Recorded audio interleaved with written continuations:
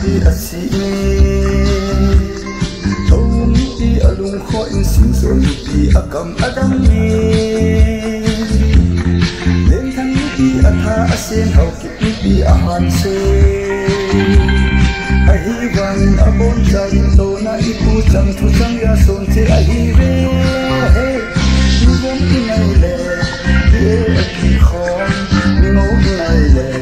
in sam ana ni gon inai le ye ana i thao inai le ye tum ale ne hey khula hung kun tha do chapat chaki son pa Liên chenga pai to apa ako masan kong ki khai pa Imo bang lam te ti bang lam saham ana son lo Jeng dong le sing na ona ting na pel ti lo ti khat chen cha he Mi vong na ngai le na e na kho ding Mi ngong na ngai le na san na ding Mi gong na ngai le na e na ding Mi thao na ngai le na e tum lien ding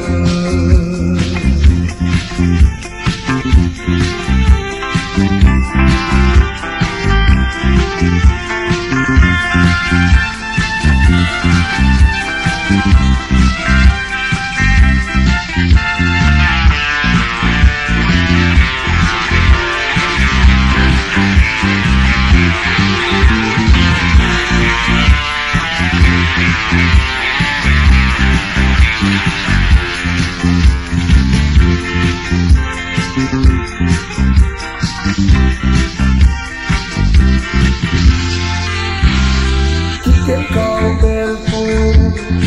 betudu Hong sing mayu hebong lo Silo mi tuke sun jang aladu Sing sun setudu sekau kita kihem lo Jang loi baru tak kita kihem lo Aki tinan zong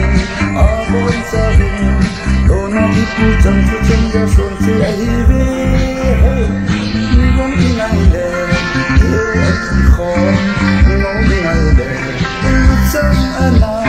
Ni gong inai le ye ana in Ni thao inai le ye lum ale me Kala sahi angai da khato a le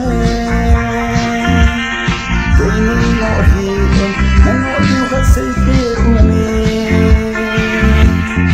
All along Don't ipu chang tu chang ya ga long long I don't listen at the end